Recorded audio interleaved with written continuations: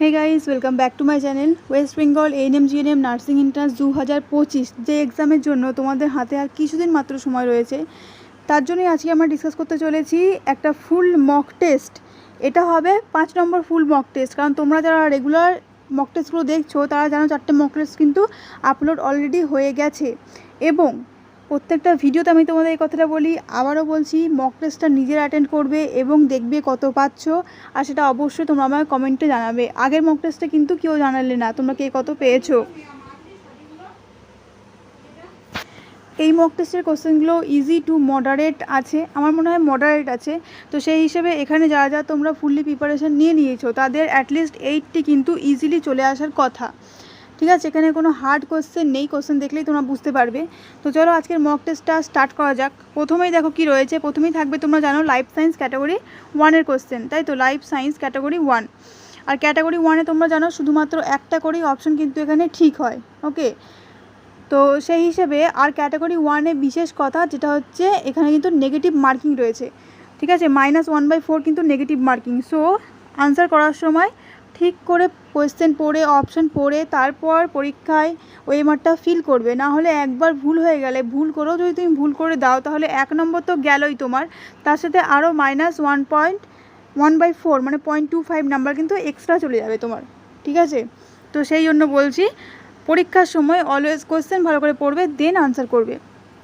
তাহলে চলো প্রথম কোয়েশ্চেন দেখো কি আছে।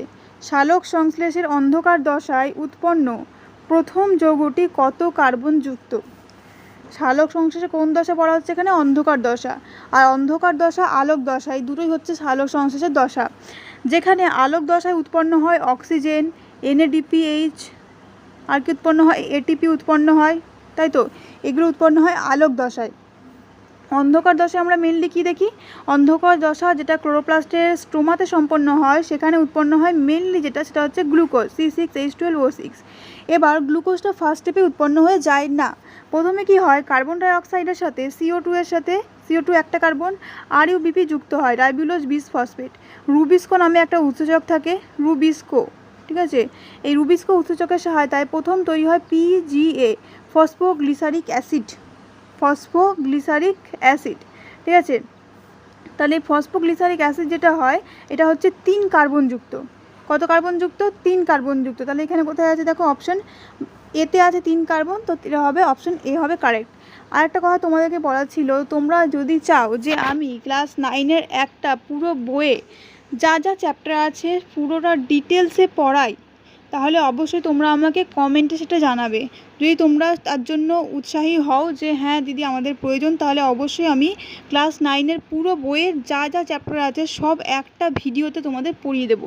ঠিক আছে, তাহলে রিভিশনের সময় তোমরা শুধুমাত্র ওই ভিডিওটা দেখলেই তোমাদের কিন্তু কাজ হয়ে যাবে।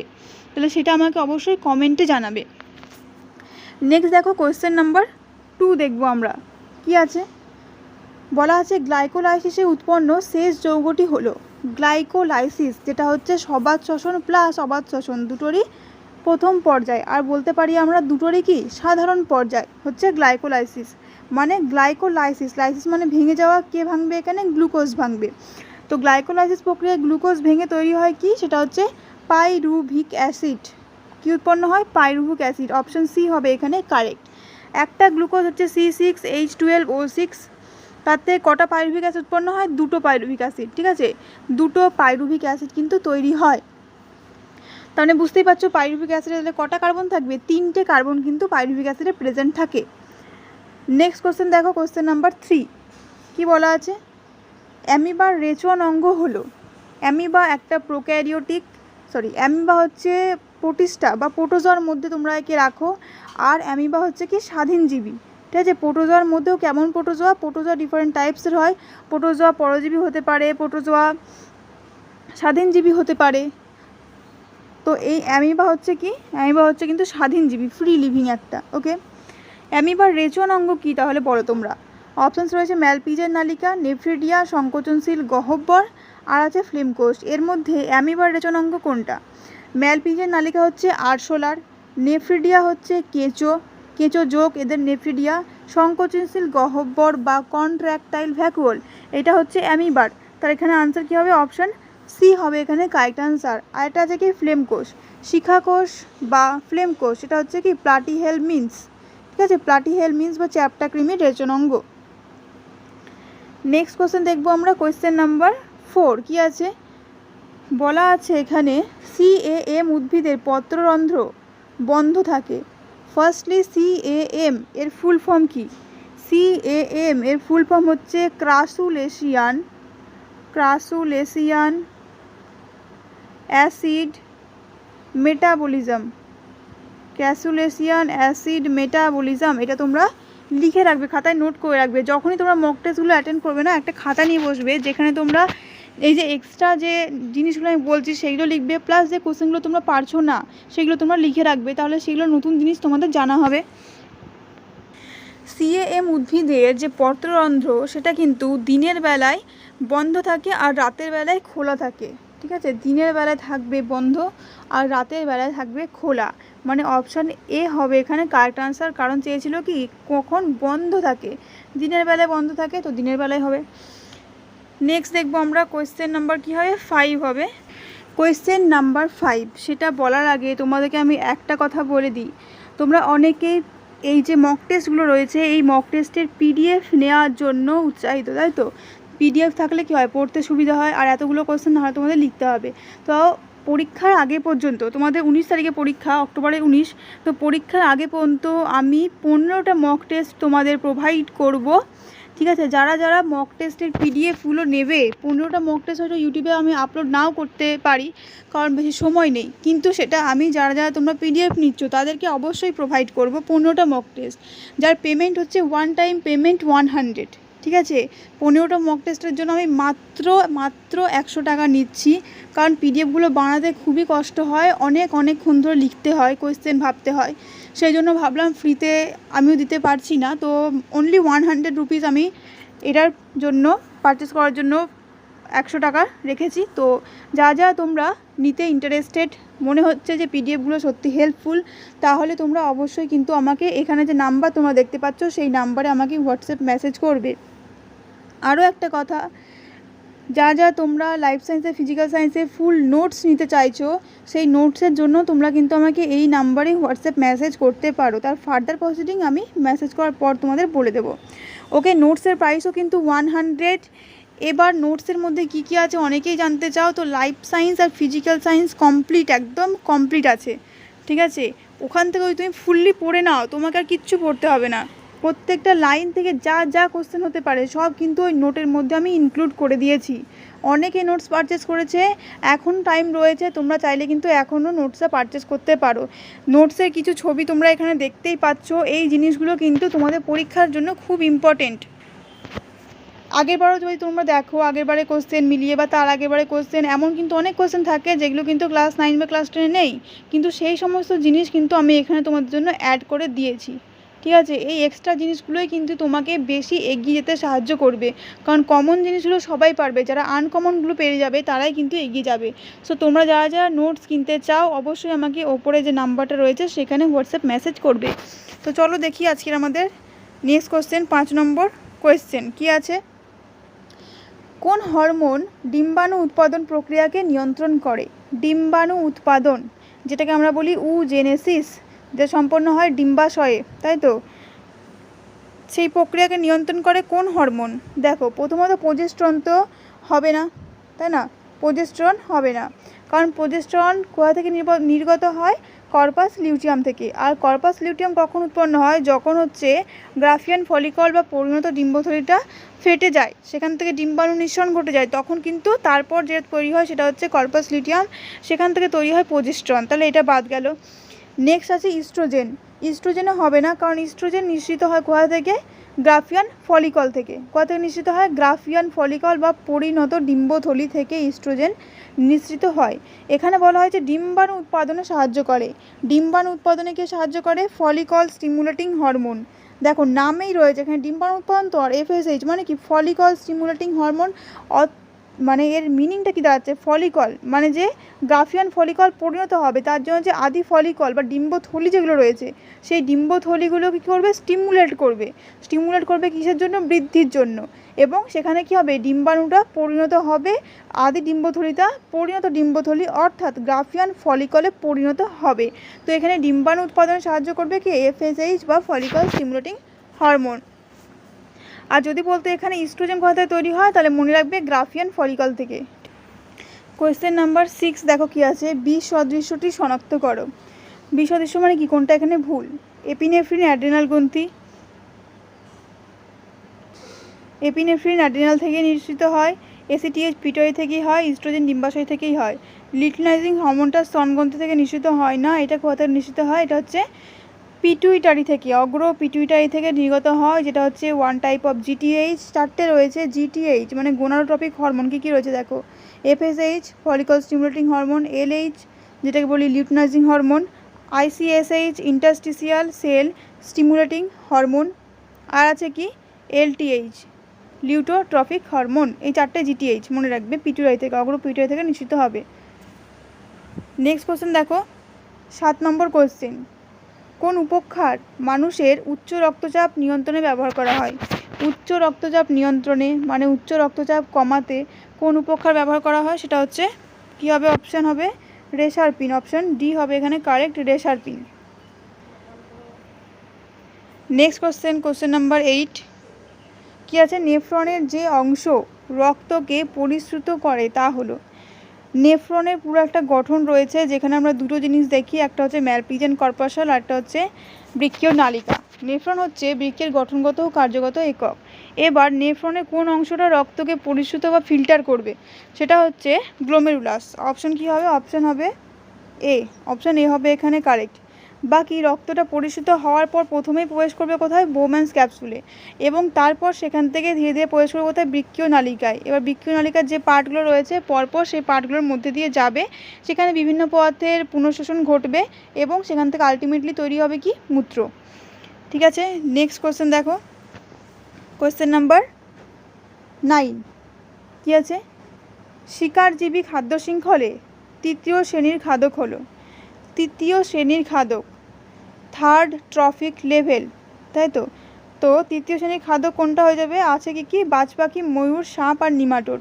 তো শিকারজীবী খাদ্য শৃঙ্খল মেনলি কোনটা, সেই খাদ্য শৃঙ্খলটাকে জানতে হবে, তবে তুমি সেখান থেকে তৃতীয় শ্রেণীর বলুক বা দ্বিতীয় শ্রেণীর বা প্রথম শ্রেণী, যে শ্রেণীর বলুক বের করে ফেলতে পারবে। প্রথমে কি থাকে, প্রথমে থাকে উৎপাদক, তাই তো। সেই উৎপাদককে কে খায়, প্রথম শ্রেণীর খাদক, যেমন হচ্ছে ঘাস ফড়িং, ধরে নাও ঘাস ফড়িং, যেহেতু এটা কি বলেছে, খাদ্য শৃঙ্খল বলেছে এখানে। ঘাস ফড়িংকে খায় কে, ঘাস ফড়িংকে খায় ব্যাং, ব্যাংকে খায় সাপ। উৎপাদক হচ্ছে উৎপাদক হলো কি, প্রডিউসার, বাকিগুলো হচ্ছে কনজিউমার। তো এখানে তৃতীয় শ্রেণীর খাদক কোনটা হয়ে যাবে, বাঘ, সরি এটা কি লিখেছিলাম, ঘাস ফড়িং। ঘাস ফড়িং হচ্ছে প্রথম শ্রেণীর খাদক। যারা উৎপাদককে খাদ্য হিসেবে গ্রহণ করে তাদেরকে আমরা বলি কি, প্রথম শ্রেণীর খাদক। তাহলে এখানে যে ঘাস ফড়িং সেটা হচ্ছে প্রথম শ্রেণীর খাদক, ব্যাং সেটা হচ্ছে দ্বিতীয় শ্রেণীর খাদক, সাপ সেটা হচ্ছে তৃতীয় শ্রেণীর খাদক। তার মানে এখানে আলটিমেটলি আমরা তৃতীয় শ্রেণীর খাদক কোনটাকে পেলাম, যেটা হচ্ছে সাপকে পেলাম। তো অপশান হচ্ছে অপশান সি হবে এখানে কারেক্ট। ঠিক আছে, অপশান সি, সাপ হলো তৃতীয় শ্রেণীর খাদক। নেক্সট দেখো কি আছে, কোশ্চেন নাম্বার 10 বলা আছে, নিম্নলিখিত গ্রন্থিগুলির মধ্যে ক্ষুদ্র অন্তঃক্ষরা গ্রন্থি, অন্তঃক্ষরা গ্রন্থির এখানে যেগুলো দেওয়া রয়েছে তার মধ্যে ক্ষুদ্রতম কোনটা। প্রথমে আছে পিনিয়াল, যেখান থেকে খরিত হয় কি, মেলাটোনিন, যাকে আমরা ঘুম হরমোন নামেও চিনি। নেক্সট হচ্ছে থাইরয়েড, নিঃসৃত হয় কি, থাইরক্সিন। আর কি আছে, পিটুইটারি, পিটুইটারি থেকে যত ট্রপিক হরমোন বা স্টিমুলেটিং হরমোনগুলো রয়েছে, যেমন গ্রোথ হরমোন, অ্যাড্রেনোকর্টিকোট্রপিক হরমোন, এগুলো খরিত হয়। আর আছে অ্যাড্রেনাল গ্রন্থি, যাকে আমরা সুপ্রারেনাল গ্রন্থি নামেও চিনি, খরিত হয় অ্যাড্রেনালিন আর নরঅ্যাড্রেনালিন, রয়েছে কোথায়, বৃক্কের ঠিক ওপরে, দুটো বৃক্ক, দুটো অ্যাড্রেনাল গ্রন্থিও রয়েছে। তো এখানে ক্ষুদ্র কোনটা, এগুলোর মধ্যে ক্ষুদ্র হচ্ছে, তোমরা জানো অবশ্যই আশা করি, সেটা হচ্ছে পিনিয়াল গ্রন্থি। ঠিক আছে, অপশান এ হবে কারেক্ট আনসার, পিনিয়াল গ্রন্থি। পিনিয়াল গ্রন্থি থেকে আগেই বললাম কি খরিত হয়, মেলাটোনিন। পিনিয়াল গ্রন্থি থেকে খরিত হবে কি, মেলাটোনিন। এই মেলাটোনিনকে আমরা বলি ঘুম হরমোন। ঠিক আছে, নেক্সট দেখো কোশ্চেন নাম্বার 11, কোথায় গেল, কী আছে কোশ্চেন নাম্বার 11-এ, পশ্চাৎ পিটুইটারি থেকে ক্ষরিত হরমোনটি হলো, পশ্চাৎ পিটুইটারি থেকে দুটো হরমোনই ক্ষরিত হয়। কি পশ্চাৎ পিটুইটারি থেকে মাত্র দুটো হরমোন ক্ষরিত হয় আমরা জানি, একটা হচ্ছে কি অক্সিটোসিন আর একটা হচ্ছে ভেসোপ্রেসিন। ভেসোপ্রেসিনটাকে আমরা এডিএইচও বলি। তো এখানে অপশানে আছে কোনটা, ভেসোপ্রেসিন। তাহলে ভেসোপ্রেসিন হবে অপশান এ হবে এখানে কারেক্ট। ঠিক আছে, অপশান এ হবে এখানে কারেক্ট। নেক্সট কোশ্চেন দেখো, কোশ্চেন নাম্বার 12 কি আছে, কোনো দম্পতির 3টি সন্তান যদি পুত্র হয় তবে চতুর্থ সন্তান কন্যা হওয়ার সম্ভাবনা কত %? ঠিক আছে, যদি বলে প্রথম সন্তান কন্যা হওয়ার সম্ভাবনা, বা যদি বলে দ্বিতীয় সন্তান বা তৃতীয় সন্তান, যে নম্বরের সন্তান বলুক না কেন, কন্যা সন্তান বা পুত্র সন্তান হওয়ার যে সম্ভাবনা সেটা অলওয়েজ 50% হবে। কত পার্সেন্ট হবে?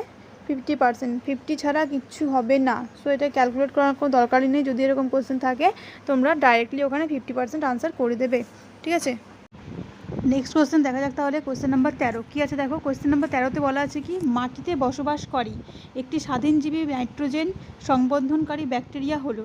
দেখো এখানে কন্ডিশনগুলো তোমরা ভালো করে দেখো। শুধুমাত্র যে তোমরা মানে নাইট্রোজেন সংবন্ধনকারী দেখলেও হয়তো অনেকেই রাইজোবিয়াম খুঁজে বের করতে চায়, কিন্তু রাইজোবিয়াম এখানে অপশানে নেই। কিছু স্বাধীনজীবী ব্যাকটেরিয়াও আছে যারা কিন্তু যে নাইট্রোজেন সংবন্ধন করতে পারে। রাইজোবিয়াম তো মিথজীবী, কিন্তু এখানে চাওয়া হয়েছে কি স্বাধীনজীবী। তো স্বাধীনজীবী একটা ব্যাকটেরিয়া যে নাইট্রোজেন সংবন্ধন করতে পারে সেটা হচ্ছে কি বলতো, ক্লস্ট্রিডিয়াম। অপশন কী হবে? অপশানে বি হবে এখানে কারেক্ট। ঠিক আছে, অপশানে বি। নেক্সট কোশ্চেন দেখো, কোশ্চেন নাম্বার 14 কী আছে, অঙ্গের ব্যবহার ও অব্যবহার, অপব্যবহার না, এটা হচ্ছে অব্যবহার হবে। ঠিক আছে, অঙ্গের ব্যবহার ও অব্যবহারের সূত্র, এটা একটু ঠিক করে নেবে। অঙ্গের ব্যবহার ও অব্যবহারের সূত্রের বা তত্ত্বের প্রবক্তাকে তিনি হলেন ল্যামার্ক। কে হবে? ল্যামার্ক। অপশান এ হবে এখানে কারেক্ট। দেখো ল্যামার্কের বাকি মতবাদগুলোর মধ্যে এই অঙ্গের ব্যবহার অব্যবহারের যে তত্ত্বটা সেটাই কিন্তু বেশিরভাগই পরীক্ষার সময় তুলে দেয়। আর ডারউইনের ক্ষেত্রে যোগ্যতমের উদ্বর্তন, প্রকরণ বা ভেদ, তারপরে প্রাকৃতিক নির্বাচন, ডারউইনের যে সবথেকে বেস্ট মতবাদের মধ্যে সবথেকে বেস্ট যে তত্ত্বটা সেটা হচ্ছে কি প্রাকৃতিক নির্বাচনটা। ঠিক আছে, তো অনেক সময় দেখবে তোমরা প্রাকৃতিক নির্বাচনটাই ম্যাক্সিমাম টাইম দেয়। তাছাড়া তোমরা ভেদ বা প্রকরণ এবং যোগ্যতমের উদ্বর্তন, অস্তিত্বের জন্য জীবন সংগ্রাম, এই সবগুলোই কিন্তু ডারউইনের তত্ত্ব, এটাও জেনে রাখবে।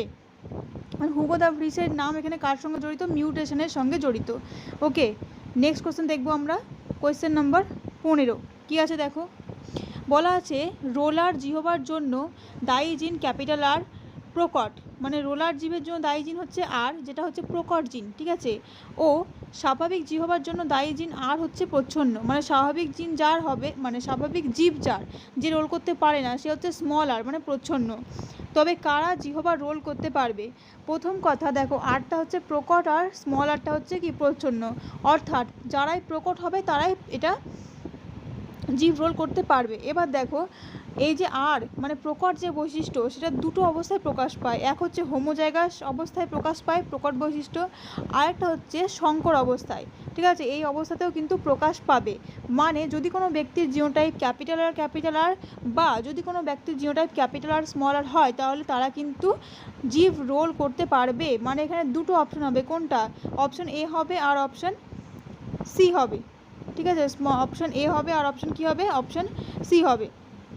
তো এখানে অপশন কী হওয়া উচিত? অপশন ডি সেই হিসেবে এখানে কারেক্ট হয়ে যাবে। ওকে, নেক্সট কোশ্চেন দেখো, 16 নম্বর কোয়েশ্চেন কী আছে? 16 নম্বর কোয়েশ্চেন, নিচের কোন সজ্জাক্রমটি ঘোড়ার অভিব্যক্তিকে সঠিকভাবে নির্দেশ করে?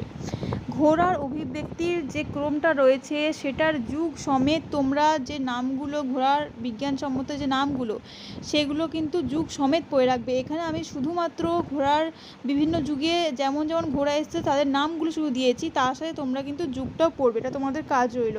ঠিক আছে, নেক্সট কোনো একটা ভিডিওতে আমি সেরকম কোশ্চেনও রাখবো। এবার দেখো কোনটা ঠিক। এখানে প্রথমে এসেছিলো কি? প্রথমে এসেছিলো ইওহিপ্পাস, তাই তো? প্রথমে এসেছিলো ইওহিপ্পাস, তাহলে হয় হবে ডি, না হলে হবে এ, কারণ দুটোতে ইওহিপ্পাস প্রথমে আছে। তারপরে লাস্টে কি এসেছিলো? ইকুয়াস। লাস্টে কি এসছে? ইকুয়াস। তা দেখো অপশান লাস্টে কিন্তু একটাতেই ইকুয়াস আছে আর কোনোটাতে ইকুয়াস নেই, তাহলে সেই হিসেবে সঠিক ক্রম হয়ে যাচ্ছে কোনটা? অপশন ডিটা হয়ে যাচ্ছে এখানে সঠিক ক্রম। কী কী আছে? ইওহিপ্পাস, এখানে রয়েছে কি ইওহিপ্পাস, মেসোহিপ্পাস, মেরিচিপ্পাস, প্লায়োহিপ্পাস আর ইকুয়াস। কটা আছে এখানে? দেখো 5টা। এই 5টা নামই কিন্তু তোমাদের সিকোয়েন্স ওয়াইজ পড়ে রাখতে হবে। ঠিক আছে, পরীক্ষা কিন্তু আসলে সিকোয়েন্সই আসবে, আর না হলে আসতে পারে আদি কোনটা, মানে সর্বপ্রাচীন কোনটা আর এখন কোনটা। ঠিক আছে, তো এই হচ্ছে কোয়েশ্চেন এখান থেকে। আর তার সাথে বললাম যে যুগগুলো পড়ে রাখবে। যা যা তোমরা মক টেস্ট পারচেস করতে চাও অ্যাজ সুন অ্যাজ পসিবল কিন্তু পারচেস করে নাও, কারণ মক টেস্ট পারচেস করা মানে ওখানে যে কোয়েশ্চেনগুলো তোমরা পাবে সেগুলো তোমাদের স্টাডি করতে হবে, শুধু ফোনে নিয়ে রাখাটা তো কাজ নয়, সেটা তোমাদের স্টাডি করাটা কাজ। এবার দেখো কোয়েশ্চেন নাম্বার 17 কী আছে, খুব ভালো কোয়েশ্চেন। কী আছে কোয়েশ্চেনে, একটি পটকাবিহীন মাছ হলো, পটকাবিহীন মাছ কারা হবে পটকাবিহীন মাছ? দেখো যারা হচ্ছে রুই মাছ, কাতলা মাছ, এগুলো সবার কিন্তু পটকা আছে, এগুলোকে বলা হয় অস্টিকথিস, ঠিক আছে, অস্টিকথিস বলা হয় এগুলোকে। যারা কন্ড্রিকথিস, ঠিক আছে, বা তরুণাস্থিযুক্ত মাছ তারা কিন্তু পটকাবিহীন হয়, ঠিক আছে, যেমন হচ্ছে এখানে হাঙর হবে, অপশান বি হয়ে যাবে এখানে কারেক্ট আনসার হাঙর, ঠিক আছে, ভালো কোয়েশ্চেন। নেক্সট কোয়েশ্চেন দেখো 18 নম্বর কোয়েশ্চেন কী আছে, ইউট্রফিকেশন হলে জলে কিসের অভাব দেখা যায়? জলে কিসের অভাব হবে যদি ইউট্রফিকেশন হবে?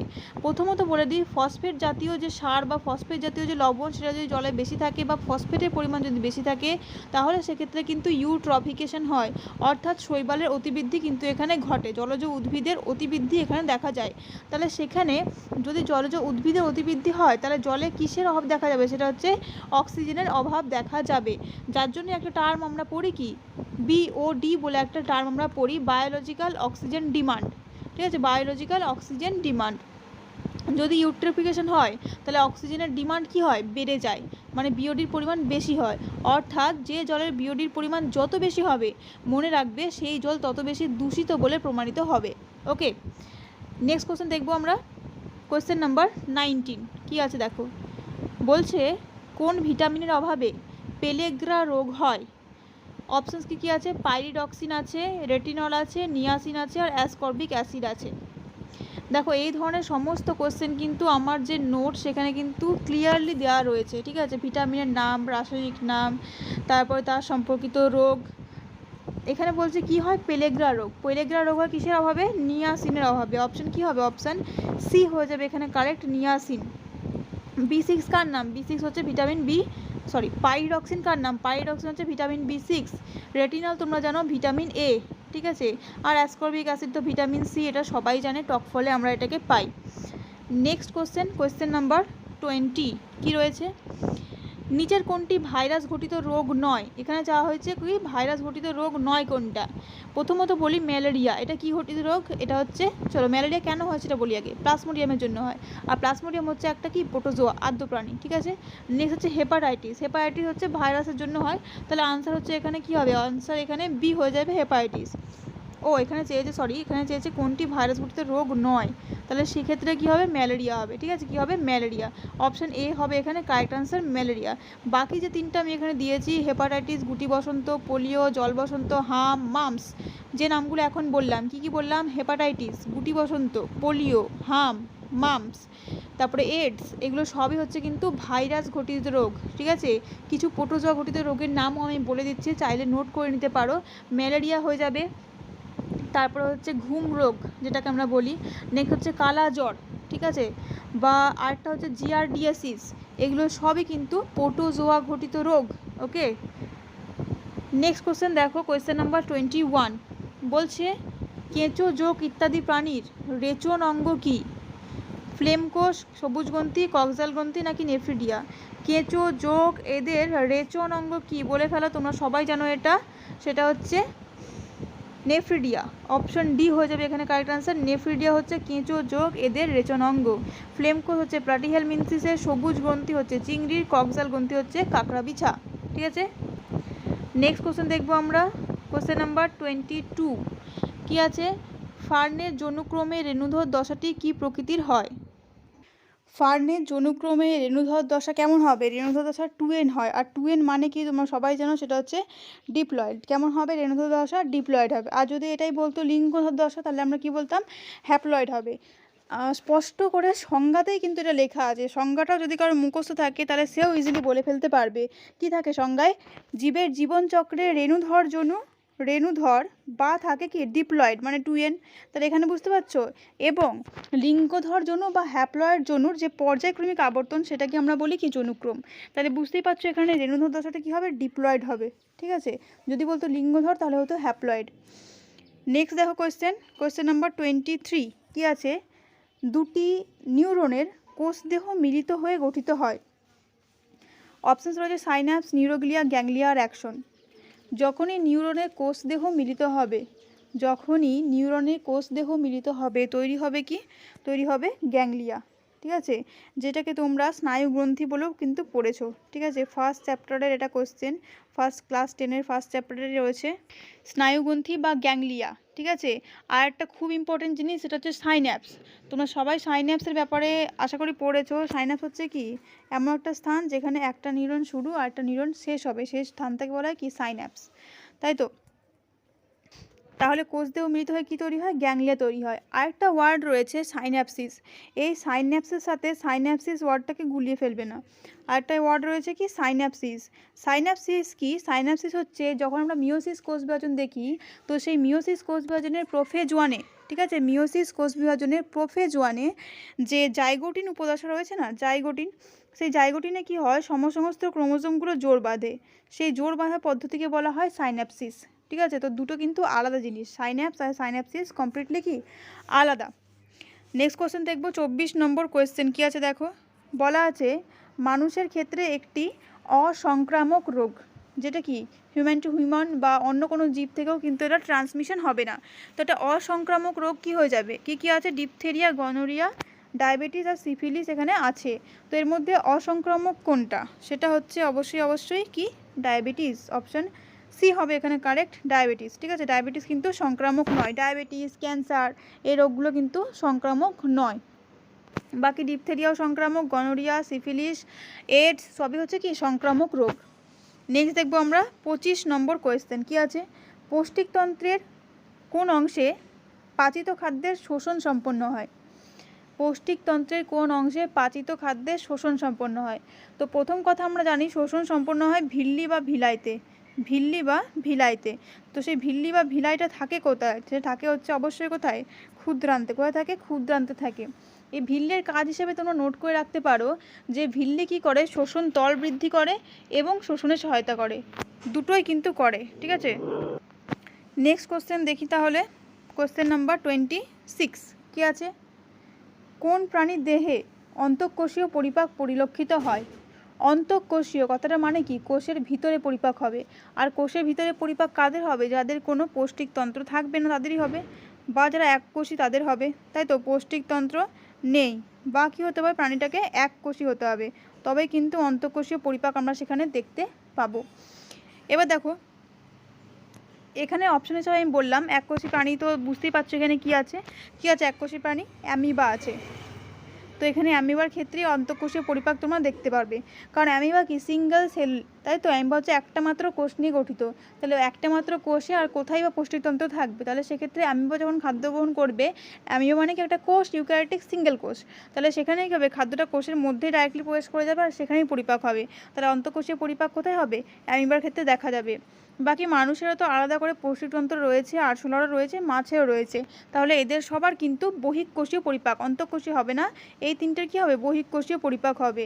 বহিঃকোষীয় পরিপাক বলতে যে পরিপাক সেটা সম্পন্ন হয় পৌষ্টিক নালীর মধ্যে, এবং তারপর সেই পরিপাক হওয়ার পর যে ইনগ্রিডিয়েন্টসগুলো পাওয়া যায়, যেমন ধরো শর্করা থেকে গ্লুকোজ হোক, বা প্রোটিন থেকে অ্যামাইনো অ্যাসিড হোক, বা ফ্যাট থেকে ফ্যাটি অ্যাসিড গ্লিসারল হোক, সেগুলো তারপরে ভিল্লি থেকে শোষণের মাধ্যমে ক্ষুদ্রান্তের কোষে প্রবেশ করে, তারপর সেখান থেকে ব্লাডে যায়, অ্যান্ড দেন ব্লাড থেকে শরীরের বিভিন্ন কোষে ছড়িয়ে যায়, আর সেটা প্রোটোপ্লাজমের মধ্যে প্রবেশ করে, অর্থাৎ কোষের ভেতরে প্রবেশ করে, যেটাকে আমরা কী নাম দিই? আত্তীকরণ বলি। ওকে, নেক্সট কোশ্চেন দেখবো, কোশ্চেন নাম্বার 27 কী আছে। তরুণাস্থি হলো এক প্রকার, কী আছে? ভাজক কলা, পেশি কলা, আবরণী কলা আর যোগ কলা। তো তরুণাস্থি কি? তরুণাস্থি হচ্ছে অবশ্যই কি? একটা যোগ কলা। অপশন কী হবে? অপশন ডি হবে এখানে কারেক্ট, যোগ কলা। নেক্সট দেখবো আমরা কোশ্চেন নাম্বার 28 কী আছে দেখো। সালোক সংশ্লেষের অন্ধকার দশায় কার্বন ডাই অক্সাইডের সাথে কোন যৌগের বিক্রিয়ায় ফসফোগ্লিসারিক অ্যাসিড উৎপন্ন হয়? তো অন্ধকার দশায় তো ফসফোগ্লিসারিক অ্যাসিড উৎপন্ন হয়, বাট সেটা কার্বন ডাইঅক্সাইডের সাথে কোন যৌগ বিক্রিয়া করে? CO2-র সাথে বিক্রিয়া করে কি? RUBP, ribulose bis phosphate, RUBP, and the right option here is option B, ribulose bis phosphate.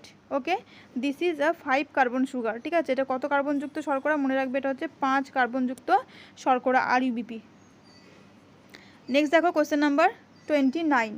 বলছে মানুষের রক্তে কত শতাংশ রক্তরস বা প্লাজমা উপস্থিত থাকে। প্লাজমা কি থাকে, 100% যদি আমরা ব্লাড নিই তাহলে তার মধ্যে আমরা 55% পাবো প্লাজমা, বাকি 45% পাবো আমরা রক্তকণিকা। রক্তকণিকা থাকবে 45% আর রক্তরস বা প্লাজমা থাকবে 55%। কেমন? নেক্সট কোশ্চেন আর লাইফ সায়েন্স ক্যাটাগরি 1-এর লাস্ট কোশ্চেন। এটা কি আছে, অঙ্গজ জনন প্রক্রিয়ায় কোন প্রকার কোষ বিভাজন দেখা যায়? অঙ্গজ জনন কোনগুলো, যেগুলো আমরা পাথরকুচির পড়ি, যেমন পত্রজ মুকুলের সাহায্যে বা কারোর মূলজ মুকুলের সাহায্য হয়, বা কচুরিপানা টোপাপানার ক্ষেত্রে যেমন খর্বধাবকের সাহায্যে হয়, এগুলো সব কি অঙ্গজ জনন। তো এক্ষেত্রে কোষ বিভাজনের মাধ্যমেই তো সৃষ্টি হবে সম্পূর্ণ জীবটা। তো সেই কোষ বিভাজনটা কোন প্রকৃতির? সেটা হচ্ছে অবশ্যই মাইটোসিস প্রকৃতির। অপশান এ হবে এখানে কারেক্ট, মাইটোসিস। ঠিক আছে, নেক্সট দেখব লাইফ সায়েন্স ক্যাটাগরি 2-এর কোশ্চেন স্টার্ট। কি আছে, প্রথমেই আছে ইতর পরাগযোগের অসুবিধাগুলি হলো। ইতর পরাগযোগ যদিও উন্নত প্রকৃতির পরাগযোগ, তা সত্ত্বেও এখানে কিন্তু কিছু ড্রব্যাকস রয়েছে, কিছু অসুবিধা কিন্তু এখানে হয়। কি কি ডিসঅ্যাডভান্টেজ হতে পারে এখানে দেখো, বাহকের অনিশ্চয়তা, অবশ্যই এটা মানে একটা অসুবিধা, কারণ সবসময় ইতর পরাগযোগের জন্য বাহক প্রয়োজন। এবার সবসময় তো বাহক অ্যাভেলেবেল নাই থাকতে পারে, তাহলে এটা একটা অসুবিধা হয়ে গেল। নেক্সট আছে কি, উৎপন্ন অপত্য উদ্ভিদের নিম্ন অভিযোজন ক্ষমতা না, উৎপন্ন অপত্য উদ্ভিদের সবসময় কি হয়, ইতর পরাগযোগের ফলে যে অপত্য উদ্ভিদ পাওয়া যায় সেগুলো কি হয়, উচ্চ অভিযোজন ক্ষমতা সম্পন্ন হয়। নেক্সট রয়েছে কি, পরাগরেণুর অপচয়। তো ইতর পরাগযোগ আমরা জানি প্রচুর পরিমাণে কিন্তু পরাগরেণুর অপচয় ঘটে। ঠিক আছে, আর আছে কি, উন্নত রোগ প্রতিরোধ ক্ষমতা সম্পন্ন অপত্য উদ্ভিদ। তো এটা তো সুবিধার মধ্যে পড়ে, অসুবিধার মধ্যে পড়ে না। তো যাই হোক, এখানে আনসার কী কী হলো, আনসার হলো অপশন এ আর অপশন সি হয়ে গেল এখানে কারেক্ট আনসার। নেক্সট দেখবো আমরা কোশ্চেন নাম্বার 32। কী আছে, কোন হরমোন বিএমআর বৃদ্ধি করে? বিএমআর ফুল ফর্ম কি, বেসাল মেটাবলিক রেট। বিএমআর বৃদ্ধি করে কোন কোন হরমোন বলো? প্রথমত হচ্ছে থাইরক্সিন, আর কী হবে, আর হচ্ছে অ্যাড্রেনালিন। এই দুজনেই কিন্তু বিএমআরটাকে বাড়িয়ে দেয়। ঠিক আছে, বেসাল মেটাবলিক যে রেট সেটাকে বৃদ্ধি করে কে কে, অ্যাড্রেনালিন আর থাইরক্সিন। অপশন এ আর অপশন বি হবে এখানে ঠিক। অনেকেই তোমরা আমাকে জিজ্ঞেস করছিলে যে ক্যাটাগরি 2-এর কোনো ক্ষেত্রে এ বি সি 3টে করে ঠিক হচ্ছে, তো কী করব? তো তোমরা ওএমআরের 3টে অপশনে কিন্তু গোল করবে। ঠিক আছে, এটাই নিয়ম। নেক্সট দেখো 32-33 নম্বর কোয়েশ্চেন। কী আছে, পিত্তে প্রাপ্ত লবণগুলি হলো। পিত্তের যে মেন কাজ, পিত্ত কী করে, পিত্ত তৈরি হয় কোথায়, লিভারে, সঞ্চয় থাকে কোথায়, পিত্তথলিতে, এবং এর কাজ কি, ফ্যাটের ইমালসিফিকেশন ঘটানো বা অবদ্রব তৈরি করা। ফ্যাটের কি ঘটানো, ইমালসিফিকেশন। তো এই পিত্তের মধ্যে যে মেন জিনিস যেটা কিন্তু ফ্যাটের ইমালসিফিকেশন ঘটায়, পিত্তের মেন পার্ট যদি আমরা বলি, তো সেটা কিন্তু পিত্ত লবণই হয়। তো পিত্ত লবণ কী কী থাকে, সোডিয়াম টরোকোলেট। ঠিক আছে, সোডিয়াম টরোকোলেট। তাহলে পিত্তের প্রাপ্ত লবণ এখানে কি হলো, সেটা হচ্ছে সোডিয়াম টরোকোলেট। অপশান শুধুমাত্র সি হবে এখানে। তার সাথে আরেকটা মনে রাখবে, সোডিয়াম গ্লাইকোকোলেট, সোডিয়াম গ্লাইকোকোলেট। ঠিক আছে, ঠিক আছে। তো এখানে আনসার ফাইনালি তোমরা কি মনে রাখবে, সোডিয়াম টরোকোলেট আর সোডিয়াম গ্লাইকোকোলেট, এই দুটো মনে রাখলেই হবে, আর এক্সট্রা কিছু মনে রাখার দরকার নেই। নেক্সট দেখো 34 নম্বর কোশ্চেন। কি আছে এখানে, বলা আছে কি, নিউক্লিওটাইড যেগুলি নিয়ে গঠিত। নিউক্লিওটাইড ডিএনএ এবং আরএনএ এর গঠনগত ও কার্যগত একক। নিউক্লিওটাইড কী হয়ে যাবে, গঠনগত একক হিসেবে নিউক্লিওটাইডে কী কী থাকে, 5 কার্বনযুক্ত শর্করা থাকে। যেহেতু এখানে ডিএনএ বা আরএনএ মেনশন করা নেই, তাই জন্য নিউক্লিওটাইডে আমরা শুধুমাত্র 5 কার্বনযুক্ত শর্করা বলবো। যদি বলতো ডিএনএ তাহলে বলতাম ডিঅক্সিরাইবোজ, যদি বলতাম আরএনএ তাহলে বলতাম রাইবোজ। তার সাথে নাইট্রোজেনযুক্ত ক্ষার থাকে, তার সাথে থাকে কি, ফসফেট গ্রুপ। মানে এখানে কী কী হবে, এ বি আর সি 3টেই কিন্তু এখানে ঠিক আছে। পরবর্তী কোশ্চেন দেখো 35 নম্বর কোশ্চেন। পরিফেরা পর্বের প্রাণীগুলিকে শনাক্ত করো। কোন প্রাণীগুলি এখানে পরিফেরা পর্বের অন্তর্গত? তো পরিফেরা পর্বে কী কী রয়েছে, এখানে সাইকন রয়েছে, আর কি রয়েছে, স্পঞ্জ রয়েছে। এই দুটোই কিন্তু পরিফেরা আন্ডারে পড়ে। বাকি জেলিফিশ আর হাইড্রা এরা কিসে পড়ে, এরা হচ্ছে নিডারিয়ার অন্তর্গত। জেলিফিশ, হাইড্রা বা যদি কোরাল বলতো, ঠিক আছে, সব কিন্তু এরা কিসের আন্ডারে পড়তো, নিডারিয়ার আন্ডারে। নেক্সট দেখো 35-36 নম্বর কোশ্চেন। দেখো কি আছে, বলছে হলুদ গোলাকার বীজ ও সবুজ কুঞ্চিত বীজ যুক্ত গাছের মধ্যে সংকরণ ঘটানো হলে F2 জীব পাওয়া যাবে, সেগুলির কোনগুলি সংকর প্রকৃতির হবে। কি কি বলেছিল এখানে, বীজগুলো প্রাথমিকভাবে কি ছিল, প্রাথমিকভাবে ছিল এখানে হলুদ গোলাকার এবং সবুজ কুঞ্চিত বীজ, তাই তো। তো সংকর মানে কি, দুটোর মিক্স থাকবে বৈশিষ্ট্য হিসেবে, অর্থাৎ হলুদ কুঞ্চিত হতে হবে তবে আমরা বলবো সংকর, এবং সবুজ গোলাকার হবে তবে আমরা বলবো কি সংকর। মানে এখানে অপশান বি আর অপশন ডি হবে কারেক্ট। কেমন? নেক্সট কোশ্চেন দেখো 36 হলো। 37 নম্বর কোশ্চেন কি আছে? জাইলেমের উপাদান কোনগুলি? জাইলেমের উপাদান কোনগুলি বলো? সেটা হচ্ছে জাইলেমের কটা উপাদান? 4টে। ট্রাকিড, ট্রাকিয়া, তার সাথে কি থাকে? জাইলেম তন্তু আর জাইলেম প্যারেনকাইমা। জাইলেম তন্তুকে কাস্ট্রো তন্তুও বলা হয়, তো এখানে কাস্ট্রো তন্তু হবে, আর হবে ট্রাকিয়া। তার সাথে আর দুটো মনে রাখবে কী কী? ট্রাকিড আর জাইলেম প্যারেনকাইমা। জাইলেম প্যারেনকাইমা কিন্তু সজীব, আর জাইলেমের বাকি যে 3টে উপাদান রয়েছে সেগুলো কিন্তু মৃত। ঠিক আছে, নেক্সট দেখো 38 নম্বর কোশ্চেন। জিব্বেরেলিন হরমোনের কাজগুলি হলো বোল্টিং, তো অবশ্যই বোল্টিং তো জিব্বেরেলিনের কাজ, তাই তো। আর কি কাজ? এটা হচ্ছে বীজের অঙ্কুরোদ্গমে সাহায্য করা, এটাও জিব্বেরিনের কাজ, বা সুপ্তাবস্থা ভঙ্গ যদি থাকতো সেটাও হতো। আর কি আছে? ফলের বৃদ্ধি, তো জিব্বেরিন কিন্তু ফলেরও বৃদ্ধি ঘটায়। আঙুর, আপেল এই সমস্ত ফলের বৃদ্ধি ঘটাতে কিন্তু জিব্বেরিন সাহায্য করে। ঠিক আছে, আর বীজের বা মুকুলের সুপ্ত অবস্থা বা বীজের অঙ্কুরোদ্গম যদি বলে, তাহলে দুটো কিন্তু একই জিনিস, দুটোতেই কিন্তু জিব্বেরিন হবে, এটা মনে রাখবে। ঠিক আছে, আর জিব্বেরিন কী করে? বংশগত বংশগত যে খর্বতা, উদ্ভিদের বংশগত খর্বতা জিব্বেরিন কী করে? দূর করে। আর জিব্বেরিন হলো একটা নাইট্রোজেন বিহীন হরমোন। এই কটা জিনিস জিব্বেরিন সম্পর্কে তোমরা মনে রাখবে। কোয়েশ্চেন নাম্বার 39 কি আছে? টক্সয়েড টিকার উদাহরণ হলো। টক্সয়েড, যেখানে টি থাকবে সেটাই হবে টক্সয়েড, কি তাই তো? তো ডিপিটি হবে। ডিপিটি মানে কি? ডিপথেরিয়া পার্টুসিস টিটেনাস, আর এটা হচ্ছে টিটি মানে টিটেনাস টক্সয়েড। এই দুটোই কিন্তু টক্সয়েড টিকার উদাহরণ। Okay, next is the last question of category life science 2। Life science category 2 এর লাস্ট কোশ্চেন কি আছে দেখো? দ্বি একক পর্দাযুক্ত কোষ সংজ্ঞানুটি হলো। ডবল পর্দা কাদের থাকে? ডবল পর্দা থাকে কার? নিউক্লিয়াসের আর মাইটোকন্ড্রিয়ার। তার সাথে যদি এখানে থাকতো প্লাস্টিড তাহলে সেও হতো, প্লাস্টিড এখানে নেই, তাই জন্য বাকি দুটো অপশানই হবে এখানে ঠিক, option B and option D.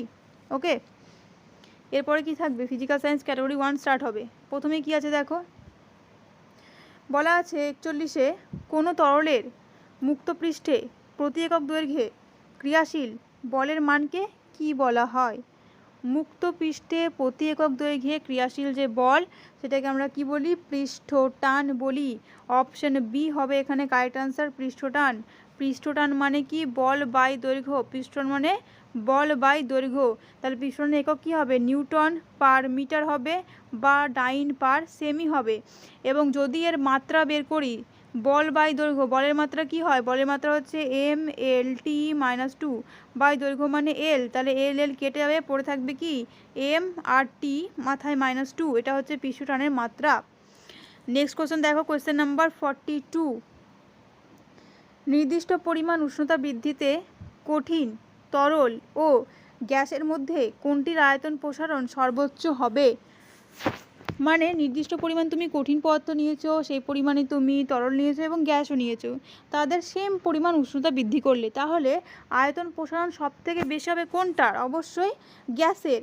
গ্যাসের আয়তন প্রসারণ কিন্তু সব থেকে বেশি হয়, হ্যাঁ মনে রাখবে। তারপরে দেখো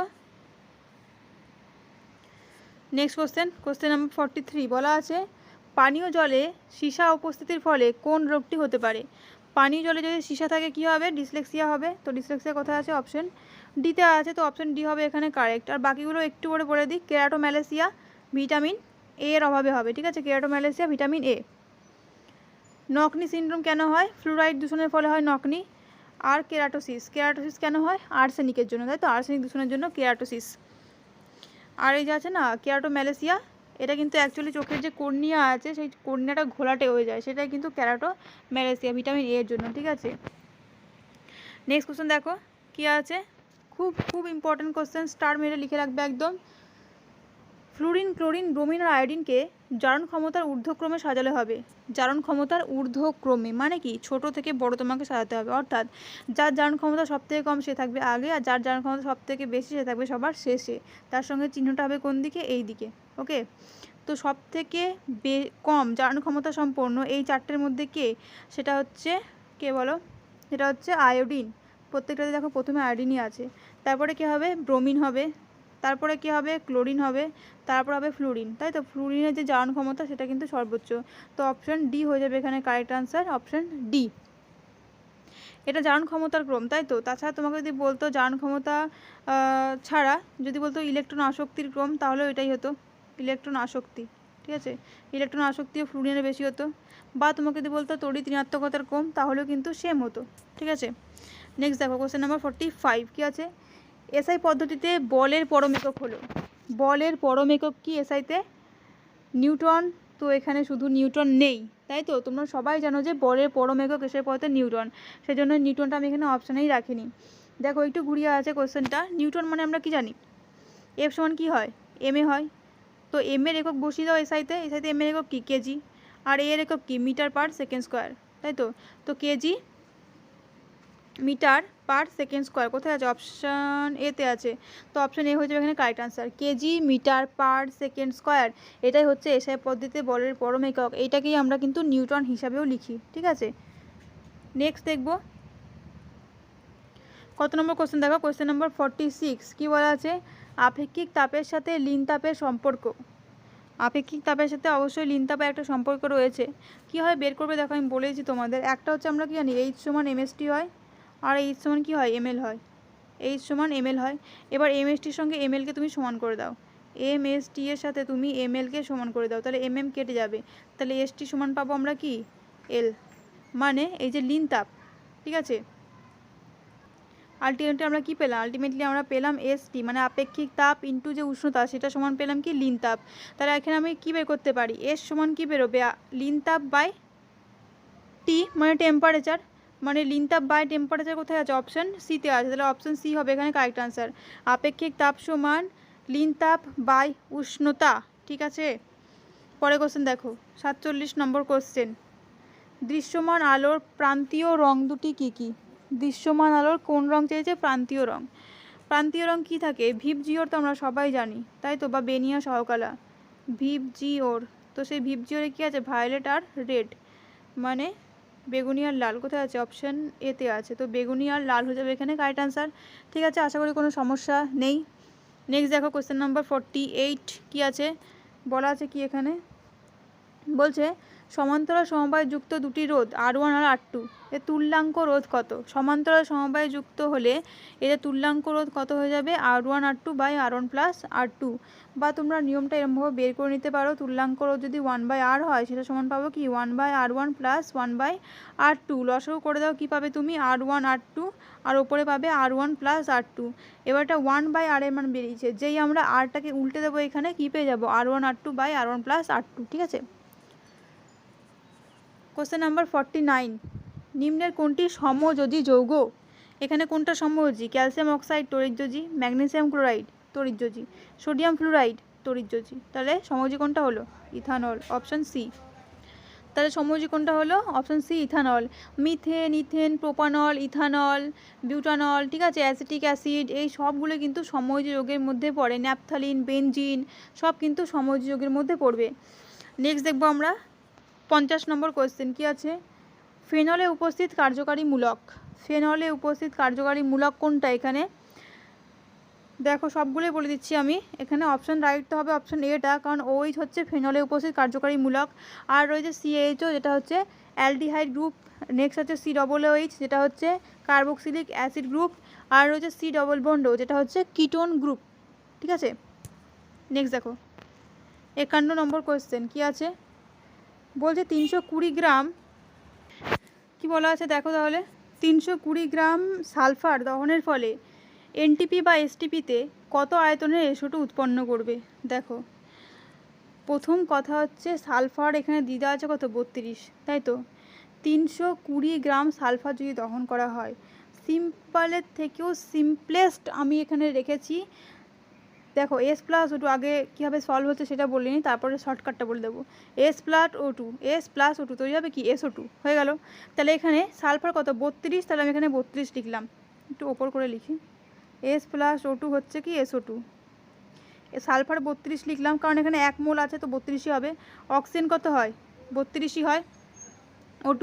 আর SO2 এখানে কত উৎপন্ন হয়েছে, 1 মোল, তাই তো। SO2 উৎপন্ন হয়েছে কত মোল, দেখো 1 মোল, তাই না। সামনে যে সংখ্যাটা থাকে কিছু নেই, মানে 1 আছে, তার মানে 1 মোল উৎপন্ন হচ্ছে।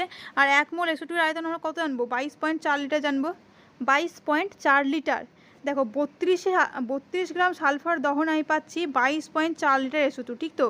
32 গ্রাম সালফার দহনে পাচ্ছি 22.4 লিটার SO2। এবার 32-এ পাচ্ছি কত? 22.4। তাহলে 320-তে কত পাবো? 320-তে দেখো 32-এর সাথে 10 গুণ করে নিশ্চয়ই 320 এসছে, তাহলে 22.4-এর সাথে তুমি 10 গুণ করে দাও, পয়েন্ট তুললে কি হবে বা গুণ করলে দেখবে তোমার বেরোবে 224 লিটার। 224 লিটার, ঠিক আছে? অপশন ডি হয়ে যাবে এখানে কারেক্ট। এবার দেখো ইজিলি আমি তোমাকে বোঝাচ্ছি কেমনভাবে। এখানে আছে কত? 32, এখানে আছে কত? 320, মানে কত গুণ করেছে? 10 গুণ। তাহলে আমরা জানি কত উৎপন্ন হয়? 22.4, তাহলে তার সাথে কত হবে? 10 গুণ, এখানেও তুমি করে দাও, তাহলে 224।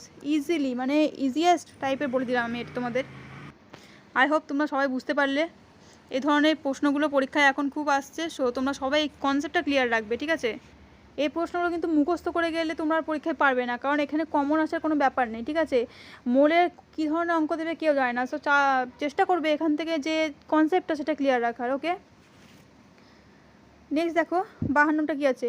0.5 মোল পার লিটার NaOH দ্রবণের 2 লিটার আয়তনে কত সংখ্যক মোল থাকবে? এবার দেখো কোশ্চেনের মধ্যে কেমনভাবে আনসার দেওয়া থাকে, দেখো কি আছে? 0.5 মোল পার লিটার, তাই তো? মানে প্রতি লিটারে আছে 0.5 মোল, মানে 1 লিটারে আছে কত? 0.5 মোল। মোল পার লিটার মানে কি? 1 লিটারে 0.5 মোল, তোমাকে চেয়েছে কত এখানে? 2 লিটার। তাহলে 2 লিটারে কত হবে? 0.5 ইন্টু 2 কত হবে? 1 মোল। তাহলে 1 মোল কোথায় আছে? অপশন সিতে আছে, তাহলে অপশান সি হয়ে যাবে এখানে কারেক্ট। দেখো কিছুই ছিল না অঙ্কটাতে, কিন্তু মানে অনেকেই হয়তো এই কোশ্চেনটা ছেড়ে চলে আসতে, তাই না? 0.5 মোল পার লিটার, মানে 1 লিটারে 0.5 মোল, তোমাকে চেয়েছে 2 লিটার, তাই তুমি কি করবে? 2 দিয়ে এটাই গুণ করে দাও, 0.5 ইন্টু 2 কত হয়ে যাবে? 1 মোল হয়ে যাবে। তাহলে অপশান সি রাইট হয়ে যাবে এখানে। কোশ্চেন নাম্বার 53 দেখো কি আছে, বলছে কোনটিতে পরমাণুর সংখ্যা সর্বাধিক? পরমাণুর সংখ্যা সর্বাধিক চেয়েছে, ঠিক আছে? অণুর সংখ্যা সর্বাধিক চাইনি। প্রথমে আমরা অণুর সংখ্যাটা দেখি। এখানে দেখো N2 হয় কত করে? N হয় 14, এনের যে পারমাণবিক ভর সেটা 14, তাহলে N2 কত? 14 গুণিত 2 মানে 28। তো এখানে 28 গ্রাম মানে কি? 1 মোল, ঠিক আছে? আর 1 মোলে অণুর সংখ্যা কত হয়? 6 পয়েন্ট, মানে অ্যাভোগাড্রো সংখ্যা, তো এখানে অ্যাভোগাড্রো সংখ্যক অণু রয়েছে। 18 গ্রাম জল, জলেরও যে আণবিক ভর হবে সেটা কিন্তু 18ই হবে, অর্থাৎ এখানে জলের যে পরিমাণটা দেওয়া রয়েছে সেটা হচ্ছে 1 মোলই দেওয়া আছে। আর 1 মোলে অণুর সংখ্যা কত হবে? সেই অ্যাভোগাড্রো সংখ্যকই থাকবে। 17 গ্রাম অ্যামোনিয়াতেও অ্যাভোগাড্রো সংখ্যক অণু থাকে, এবং 16 গ্রাম CH4 অর্থাৎ মিথেনেও কিন্তু সেই অ্যাভোগাড্রো সংখ্যকই অণু থাকবে। এবার তোমাকে বলি অ্যাভোগাড্রো সংখ্যক মানে কি? 6.023 ইন্টু 10⁻23। এই তো কোথাও কোথাও 022 থাকে, সেটা কাটাকুটির সুবিধার জন্য। তো এবার দেখো এটা অ্যাভোগাড্রো সংখ্যক, মানে অ্যাভোগাড্রো সংখ্যার মানটা এখানে প্রত্যেকটাতে যদি তোমাকে জিজ্ঞেস করতো যে 28 গ্রাম N2, 17 গ্রাম NH3 বা 18 গ্রাম জল এবং 16 গ্রাম CH4 এ অণুর সংখ্যা কোনটাতে বেশি, তাহলে কি হতো? সব কটাতেই কিন্তু সমান হতো। কিন্তু এখানে জিজ্ঞেস করেছে কি না? পরমাণুর সংখ্যা। যেহেতু এখানে সবগুলোর মধ্যেই অণুর সংখ্যা সমান, তাহলে কোন যৌগটা বেশি পরমাণু নিয়ে গঠিত সেটা যদি তুমি বের করো, তাহলেই তোমার কোনটাতে পরমাণুর সংখ্যা সর্বাধিক সেটা বেরিয়ে যাবে। N2-তে কটা পরমাণু? নাইট্রোজেনের 2টো পরমাণু। NH3-তে নাইট্রোজেন 1টা, হাইড্রোজেন 3টে, মানে কটা হচ্ছে? 4টে। জলে কটা? 2টো হাইড্রোজেন, 1টা অক্সিজেন, 3টে। মিথেনে কটা? 1টা কার্বন, 4টে হাইড্রোজেন, মানে 5টা। তাহলে এবার বুঝে গেলে কোনটাতে হবে তাহলে পরমাণুর সংখ্যা সর্বাধিক? সেটা হচ্ছে 16 গ্রাম মিথেনে হবে, ঠিক আছে? অপশান ডি হবে এখানে কারেক্ট, অপশান ডি হবে এখানে ঠিক। কোয়েশ্চেন নাম্বার 54 দেখো কি বলছে, বলা আছে STPতে 11.2 লিটার CO2-তে অক্সিজেন পরমাণুর সংখ্যা। 11.2 লিটার CO2, এমনিতে আমরা জানি কত? 22.4 লিটার CO2 যদি আমরা নিই, 22.4 লিটার CO2, ঠিক আছে? তাহলে একটা CO2-তে অক্সিজেন পরমাণু কটা আছে? 2টো আছে, তাই তো? তাহলে যদি আমি বলি যে 22.4 লিটার CO2-তে অক্সিজেন পরমাণুর সংখ্যা, সেটা হয়ে যাবে 2 ইন্টু 6.023 বা 022 রাখতে পারো, ইন্টু 10⁻23। এটা যদি বলতো 22.4 লিটারে, কিন্তু এখানে চাওয়া হয়েছে 11.2 লিটার কার্বন ডাইঅক্সাইডে অক্সিজেন পরমাণু। এবার 11.2 লিটারে কী হবে? অর্ধেক হয়ে যাবে, তাই তো? তার মানে এটাকে 2 দিয়ে ভাগ করে 11.2 পাবো আমি, সেরকমই পরের সংখ্যাটাকেও 2 দিয়ে ভাগ করে দিতে হবে। তাহলে আলটিমেটলি তোমরা পাবে কত, 6.022 × 10⁻23। এটাই হবে আনসার। অপশান এ হবে এখানে কারেক্ট আনসার। ঠিক আছে, পরমাণু কোথায় বলছে, কোথায় অনুসংখ্যা চেয়েছে সেটা ভালো করে দেখে নেবে আগে, কেমন। নেক্সট দেখো 55 নম্বর কোশ্চেন, আর এটা ফিজিক্যাল সায়েন্স ক্যাটাগরি 1-এর লাস্ট কোশ্চেন। কী আছে, প্রদত্ত কোন দৈর্ঘ্যটি তুমি সাধারণ স্কেল দিয়ে মাপতে পারবে না। তো কোন দৈর্ঘ্যটা এখানে মাপতে পারবো না আমি, সেটা হচ্ছে 4.15 সেমি।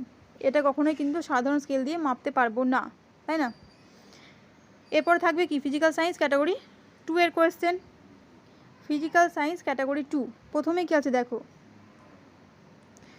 ফিজিক্যাল সায়েন্স ক্যাটাগরি 2 প্রথমেই বলছে কোনো বস্তুর ওজন শূন্য হয় যখন বস্তুর ওজন কখন কখন শূন্য হবে। যদি বস্তুকে পৃথিবীর কেন্দ্রে নিয়ে যাওয়া হয় তাহলে বস্তুর ওজন শূন্য হবে। যদি বস্তুটা অবাধে পতনশীল হয় তাহলে বস্তুর ওজন শূন্য হবে। মানে অপশান এ আর অপশান সি হবে এখানে ঠিক। ঠিক আছে, অপশান এ আর অপশান সি। নেক্সট দেখব কোশ্চেন কি বলছে, পরিবর্তনশীল যোজ্যতা দেখা যায় কার মধ্যে। কোনটা হবে, আয়রন হবে, আর কি হবে, আর কপার হবে। এই দুটোতেই কিন্তু পরিবর্তনশীল যোজ্যতা দেখা যায়। পটাশিয়ামে আমরা পরিবর্তনশীল যোজ্যতা দেখি না, পটাশিয়াম সবসময় কি হয়, +1ই হয়। ঠিক আছে, তাহলে পরিবর্তনশীল যোজ্যতা কার কার দেখলাম, আয়রনের আর কপারের। অপশান কি হলো, অপশান এ হলো আর অপশান বি হলো। ঠিক আছে, নেক্সট কোশ্চেন দেখো, কোশ্চেন নাম্বার 58 কি আছে, বলছে স্থির আয়তনে গ্যাসের উষ্ণতা বৃদ্ধি করলে, গ্যাসের আয়তন স্থির রেখে গ্যাসের উষ্ণতা বৃদ্ধি করা হলে, উষ্ণতা বৃদ্ধি করলে গ্যাসের চাপ বৃদ্ধি পাবে, অপশান এ হবে ঠিক। গতিশক্তি বৃদ্ধি পাবে, অপশান বিও ঠিক। তাহলে এখানে দুটোই ঠিক আছে, অপশান এ আর অপশান বি। বাকি চাপ হ্রাস পায় না, চাপ বৃদ্ধি পায়, আর গতিশক্তিও কী হবে, বৃদ্ধি পাবে। ঠিক আছে, কোশ্চেন নাম্বার 59-এ কী আছে, রাসায়নিকভাবে নিষ্ক্রিয় মৌল সম্পর্কে সঠিক তথ্যগুলি হলো। রাসায়নিকভাবে নিষ্ক্রিয় মৌল প্রথমত কোনগুলো, যেগুলো হচ্ছে কত নম্বর শ্রেণীতে এরা রয়েছে, 18 নম্বর শ্রেণীতে পর্যায় সারণী, তাই তো। হিলিয়াম আছে, তারপরে নিয়ন, আর্গন, জেনন, এগুলো সব হচ্ছে কি রাসায়নিকভাবে নিষ্ক্রিয় মৌল। এগুলোকে অভিজাত মৌল আমরা বলে থাকি। তো সেগুলো কি কি হবে দেখো, কোন কোনটা ঠিক আছে এখানে। এটা হচ্ছে নিষ্ক্রিয় গ্যাস, একদমই ঠিক, নিষ্ক্রিয় গ্যাস এরা। শূন্যযোজী, অবশ্যই শূন্যযোজী। তো এখানে এই দুটোই ঠিক, অপশান এ আর অপশান বি। ঠিক আছে, 59-এর হবে এ বি। নেক্সট দেখো কোশ্চেন নাম্বার 60 কি বলছে, এখানে বলা আছে যে জলের আপেক্ষিক তাপের মান। জলের আপেক্ষিক তাপ, প্রথমত তোমাদের একটা জিনিস বলে দিই, আপেক্ষিক তাপের সংজ্ঞা তোমরা সবাই পরীক্ষায় পড়ে যাবে। ঠিক আছে, আপেক্ষিক তাপের সংজ্ঞা। তো এখানে কি কি হচ্ছে দেখো,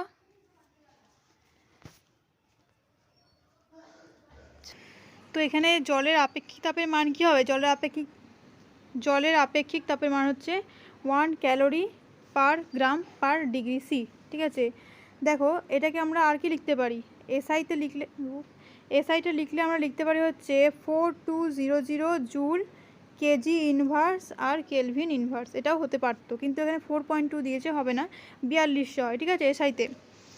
নেক্সট কোশ্চেন দেখো, কোশ্চেন নাম্বার 61 ইংলিশের কোশ্চেন, 15টা ইংলিশ থাকবে তোমাদের। প্রথমেই আছে কি, এখানে প্রথমেই বলা আছে এখানে we have dash make it. হ্যাবের সাথে কোন ফর্মটা হবে, মেকের কোন ফর্মটা আমরা এখানে বসাবো। হ্যাবের সাথে কি হয়, থার্ড ফর্ম হয়, তো উই হ্যাভ মেড হবে, উই হ্যাভ মেড ইট। ঠিক আছে, নেক্সট দেখো কোশ্চেন নাম্বার 62 ন্যারেশন চেঞ্জ করতে বলা হয়েছে। এটাকে ন্যারেশন করলে আমরা কি পাবো এখান থেকে, the teacher said the earth is round. Teacher বললো কি পৃথিবী হলো গোল। তো এটা কি, এটা একটা ইটারনাল ট্রুথ, এটা কখনো চেঞ্জ হবে না, তাই না। এরকম যদি থাকে the sun rises in the east, the sun sets in the west, বা the earth revolves round the sun. ঠিক আছে, এরকম যদি থাকে তাহলে সব কিন্তু আনসারে একই আসবে। ঠিক আছে, এই যে ভেতরটা চেঞ্জই হবে না, দ্য আর্থ ইজ রাউন্ড আছে, তো এখানে দ্য আর্থ ইজ রাউন্ডটাই কিন্তু সব জায়গায় থাকতে হবে। তো দেখো কোনটায় আছে, এইটাতেই আছে, the earth is round.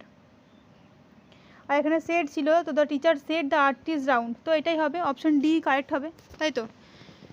Next question number 63 কি আছে, অ্যান্টোনিম অফ ব্যারেন। ব্যারেনের অ্যান্টোনিম কি হয়ে যাবে, ফার্টাইল। কী হবে, ফার্টাইল। অপশন ডি হবে এখানে কারেক্ট আনসার। ব্যারেন মানে কী বলতো, যে জমিতে চাষবাস করা যায় না, মানে অনুন্নত, এটাকে বলি অনুর্বর বলতে পারি আমরা, সেটা হচ্ছে ব্যারেন ফিল্ড। আর ফার্টাইল হবে কি উর্বর। নেক্সট দেখো কোশ্চেন নাম্বার 64 কী আছে এখানে, অ্যান্টোনিম অফ ডিলিজেন্ট। ডিলিজেন্ট মানে হচ্ছে যে খুব পরিশ্রম করতে পারে, হার্ড ওয়ার্কিং, ঠিক আছে। ডিলিজেন্ট মানে হচ্ছে হার্ড ওয়ার্কিং। তো হার্ড ওয়ার্কিংয়ের অ্যান্টোনিম চাওয়া হয়েছে, তো অ্যান্টোনিম কী হবে, লেজি হবে। অপশন বি হবে এখানে কারেক্ট, লেজি। বাকি লেবোরিয়াস মানে কি, যে অনেক লেবার দেয় কোনো কিছুর প্রতি, সে, ঠিক আছে। তো এখানে হার্ড ওয়ার্কিং, ডিলিজেন্ট, লেবোরিয়াস এগুলো সব হচ্ছে কী বলতো সিনোনিমের মধ্যে পড়ে। আর লেজি হচ্ছে কি অলস, তার অ্যান্টোনিম হয়ে যাবে। নেক্সট কোশ্চেন দেখো, question number 65 antonym of dwarf. Dwarf মানে কি, বামন বা বেটে। ডোয়ার্ফ মানে কি, বামন বা বেটে। তার উল্টো কি হবে, খুব লম্বা হতে পারে, বা এখানে কি আছে অপশন অনুযায়ী আমরা দেখি, লিটিল তো হবে না, ভেগও হবে না, জায়েন্ট হবে, ঠিক আছে। কি হবে, জায়েন্ট। ডোয়ার্ফের অপোজিট হবে জায়েন্ট, মানে কি দৈত্যাকার। Next question number 66 choose the correct preposition. কোনটা কারেক্ট প্রিপোজিশন হবে, my cousin will arrive dash Sunday. Sunday Monday যে কোনো বার হোক না কেন, ঠিক আছে, সবার আগে কী বসবে, অন সানডে। অপশন কী হবে, অপশন ডি হয়ে যাবে এখানে কারেক্ট, ঠিক আছে। যে কোনো বার তোমাকে দিয়ে দিক, সব কী বসবে, অন বসবে। নেক্সট দেখো question number 67 synonym of violent. Violent মানে হচ্ছে হিংস্র, তাহলে হিংস্র এর সিনোনিম কী হয়ে যাবে, ওয়াইল্ড। অপশন এ হয়ে যাবে এখানে কারেক্ট আনসার। নেক্সট দেখো question number 68 synonym of polite. Polite মানে কি নম্র ভদ্র, তো সিনোনিম সমার্থক শব্দ কী হবে, সিভিল। সিভিল মানেও ভদ্র, সিভিল মানে হচ্ছে ভদ্র, ঠিক আছে। অপশন ডি হবে এখানে কারেক্ট। নেক্সট দেখো question number 69 synonym of eradicate. Eradicate মানে কি, ইরাডিকেট মানে শেষ করা, তাই তো, মানে ইরাডিকেট শেষ করা, ফিনিশ করা বলতে পারো, বা কাউকে সরিয়ে দেওয়া, এগুলো হচ্ছে ইরাডিকেট করা, বের করে দেওয়া, ঠিক আছে। অপশানে আছে ইনক্লুশন মানে যোগ করা, ইটারনাল চিরসত্য বা চিরকালীন, তারপর আছে এলিমিনেট, এলিমিনেট মানেও বের করে দেওয়া, আর আছে অ্যাডিশন, অ্যাডিশন মানে হচ্ছে যোগ করা। তো এখানে কী হচ্ছে, সিনোনিম হিসেবে আমরা কী পাবো, এলিমিনেট পাবো, অপশান সি পাবো এখানে। নেক্সট দেখো question number 70 replace the italicised word with correct phrasal verb. Phrasal verb বসিয়ে তোমাকে ইটালিসাইজড যে ওয়ার্ডটা রয়েছে সেটাকে রিপ্লেস করতে হবে।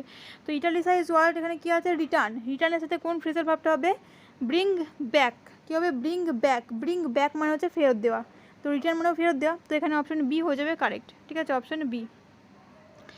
নেক্সট কোশ্চেন নাম্বার 71 কী আছে, চেঞ্জ দ্য ন্যারেশন। এখানেও একটা narration change. Gopan said to me can you do this sums for me. তো প্রথম কথা হচ্ছে এখানে জিজ্ঞেস করছে, তো গোপান আস্ট হবে, Gopan asked me. If, if বসলে একটা সব করতে ইফ আছে। Gopan asked if I could.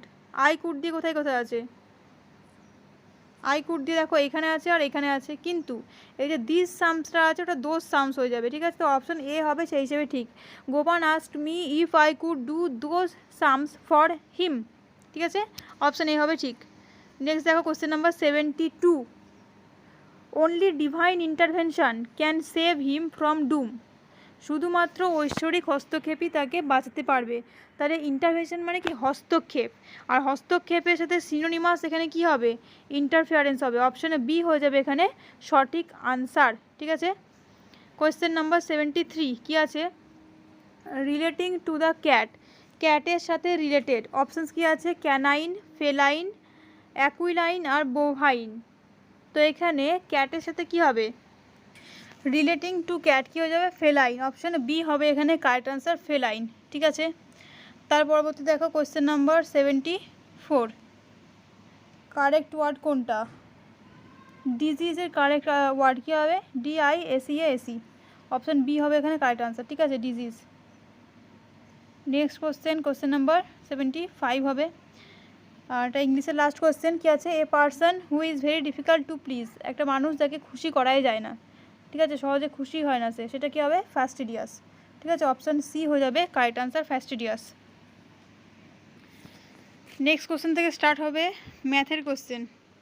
দেখো কী আছে, একটি গোলকের ব্যাসার্ধ 10% বৃদ্ধি পেলে ক্ষেত্রফল কত শতাংশ বৃদ্ধি পাবে। ব্যাসার্ধ 10% বেড়েছে, তাহলে ক্ষেত্রফল কত পার্সেন্ট বাড়বে। ইজিলি আমরা করব, ব্যাসার্ধ 10 বেড়েছে মানে কি, প্রথমে ধরো ছিল এ বা আর ধরি, ঠিক আছে, ব্যাসার্ধ তো আর ধরলাম, তাহলে পরে 10% বেড়ে গেছে, মানে কত হবে 110 আর বাই 100। বের করতে হবে কি ক্ষেত্রফল, দুদিকে স্কোয়ার করে দাও। কী হবে প্রথমে আর স্কোয়ার দিয়ে কী হবে 121 আর দুটো জিরো, আর স্কোয়ার থাকবে আর নিচে একের পর কটা জিরো হবে 1 2 3 4, তাহলে দুটো জিরো এখানে কেটে যাবে, আর স্কোয়ার কেটে যাবে, কোনাকুনি গুণ করলে কী হবে এদিকে 100 আসবে আর পাশে থাকবে 121 এই থাকবে। তাহলে 100 থেকে 121 হয়েছে, মানে কত পার্সেন্ট বাড়লো 21% বাড়লো, তাহলে 21 হবে। ঠিক আছে, অপশান এ হবে এখানে কারেক্ট আনসার। এই অঙ্কগুলো সবাই করে যাবে তোমরা, কারণ অঙ্কে মোটামুটি তোমাদের যত কম করেই হোক 3 থেকে 4টে তোমাদের সলভ করতেই হবে। যদি 7-8টা করতে পারো তাহলে তো খুবই ভালো, কিন্তু মিনিমাম 4টে তোমাদের এখান থেকে অ্যাটেন্ড কিন্তু করতে হবে।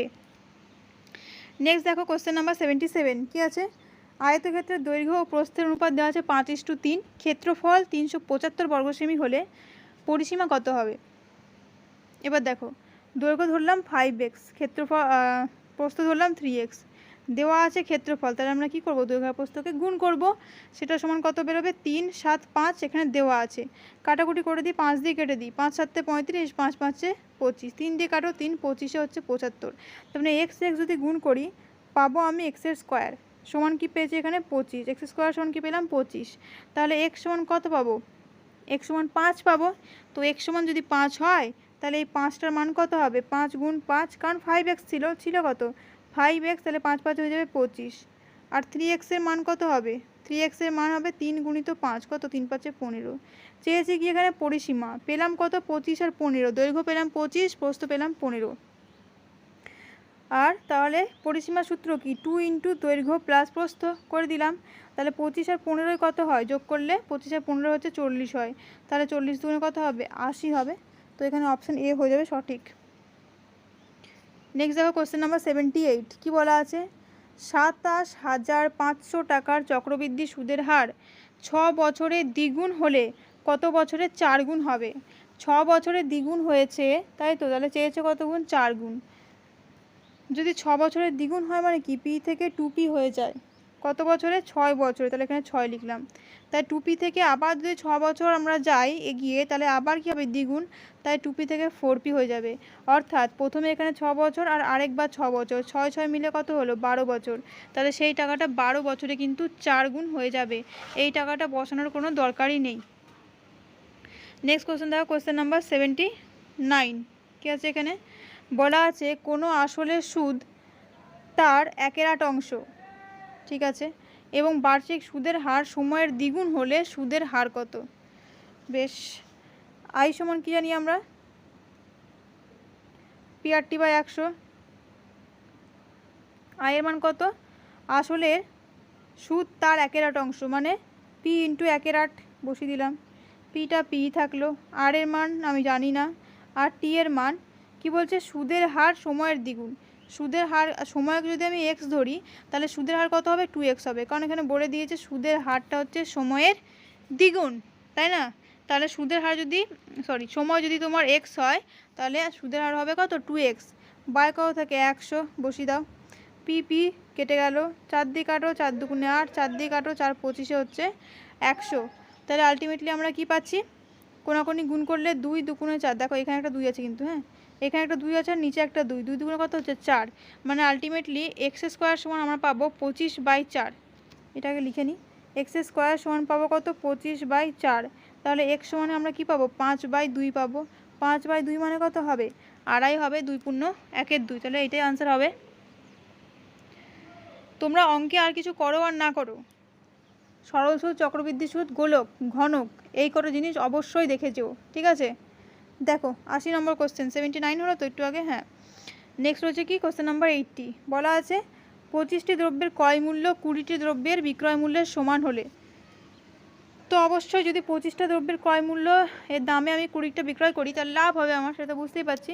তো ক্রয় মূল্য মানে কি 25 CP ধরে নিলাম, আর বিক্রয় মূল্য মানে ধরলাম 20 SP, ঠিক আছে, কাটাকুটি করো, 5 5 25 আর 5 4 হচ্ছে 20, তাহলে যদি আমি 5 CP সমান বেরোলো 4 SP, এটা লিখে নিই আগে, 5 CP সমান বেরোলো কত 4 SP, তাহলে CP/SP আমি যদি করি, CP/SP যদি করি কত বেরোবে নিচে চলে যাবে 5, ওপরে চলে আসবে 4, মানে আলটিমেটলি দেখতে গেলে এখানে সিপি পাচ্ছি 4, এসপি পাচ্ছি 5, সিপি 4 এসপি 5, কী বললাম, সিপি 4 এসপি 5, সিপি 4 এসপি হচ্ছে 5।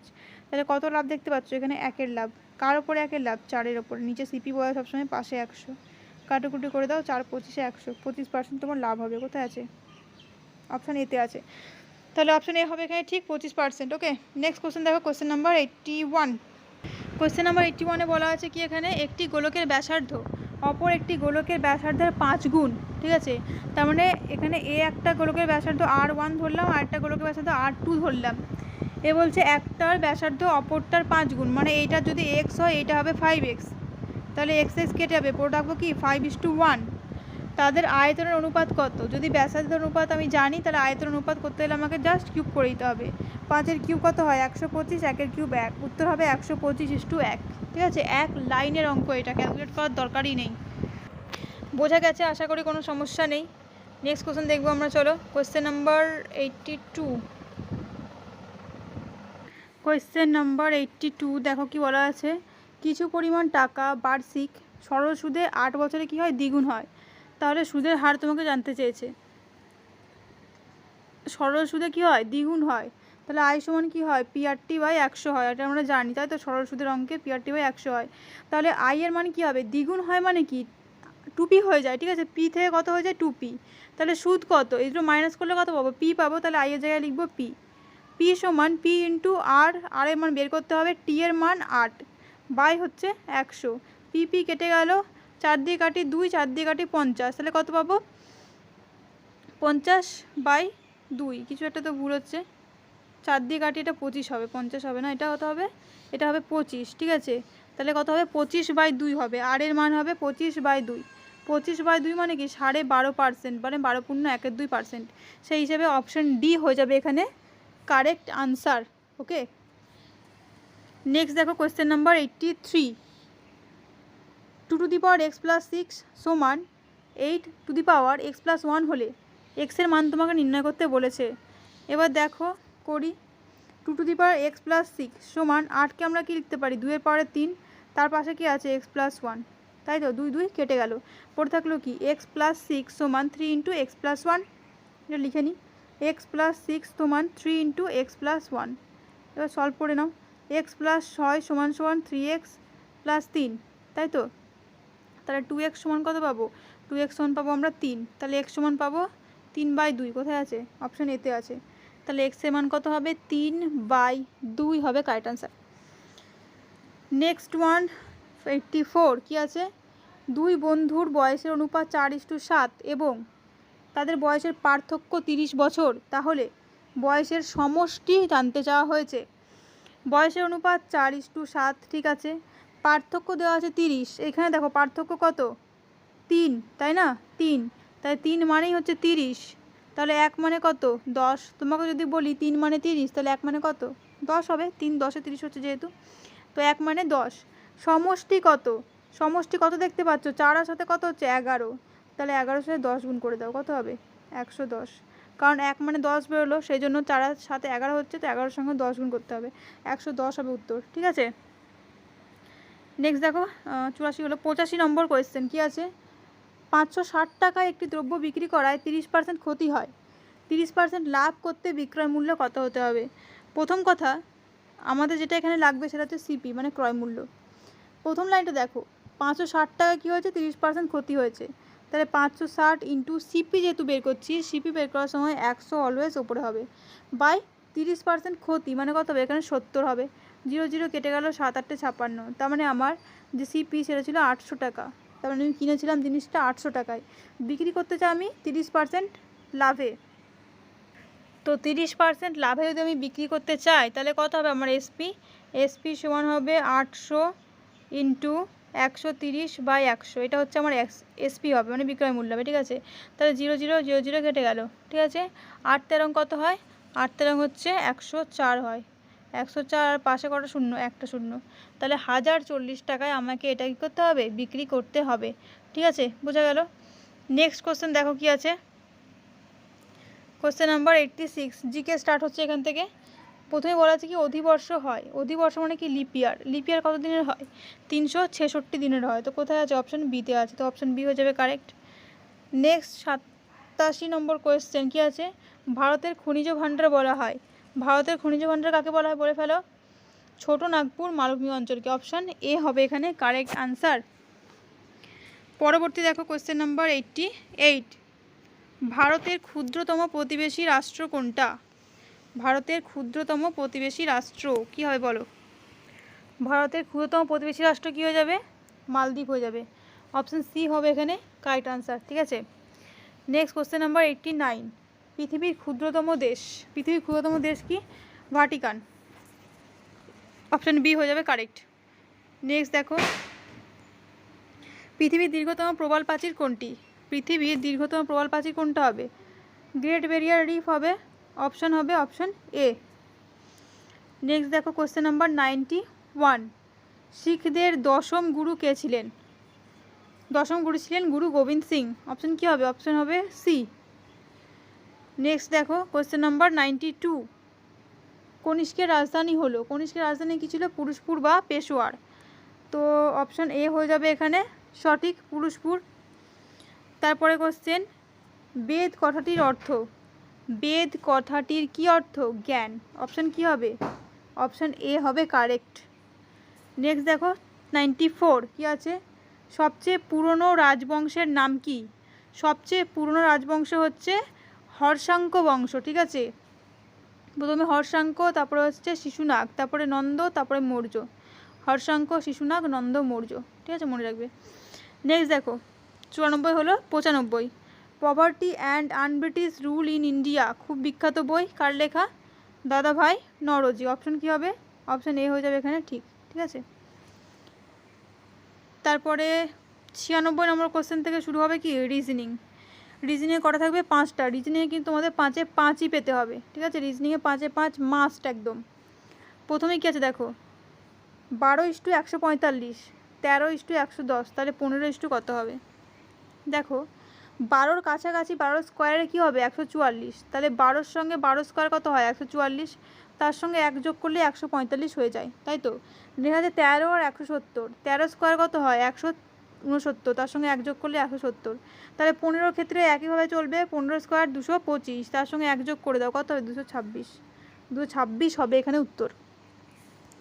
তারপরে দেখো find the number of triangles, কতগুলো ত্রিভুজ এখানে রয়েছে, দেখো ত্রিভুজটা ভালো করে দেখো এখানে কটা রয়েছে, প্রথমত ছোটো কটা রয়েছে দেখো 1, 2, 3টে, যদি এরকম থাকে, ঠিক আছে, ত্রিভুজের স্ট্রাকচার যদি তোমাদের এরকম দেয়, এরকম সিম্পল ত্রিভুজটা, তার মধ্যে এরকমভাবে যতগুলোই দাগ দিক, ঠিক আছে, যতগুলোই দাগ দিক না কেন তোমরা কী করবে নাম্বারিংয়ে লিখবে 1, 2, 3, 4, এখানে যেমন কটা বেরোলো 1, 2, 3, 4, সিম্পলি এগুলোকে যোগ করে দাও, মানে 1 যোগ 2 যোগ 3 যোগ 4 করে দাও, যা বেরোবে তাই উত্তর, 4 3 7 2 9 10, মানে এখানে এইটাই আছে 10টা ত্রিভুজ, সেরকমই ওপরটায় কী করবো, ওপরটাতেও আমরা সংখ্যাগুলো জাস্ট লিখে যোগ করে দেবো 1, 2 আর 3, তাহলে 3 আর 2 5 আর 1 6, এখানে হবে 6টা, কোথায় আছে অপশান বি সিতে আছে, তো অপশান সি হবে এখানে কারেক্ট 6টা, ঠিক আছে, কটা আছে 6টা।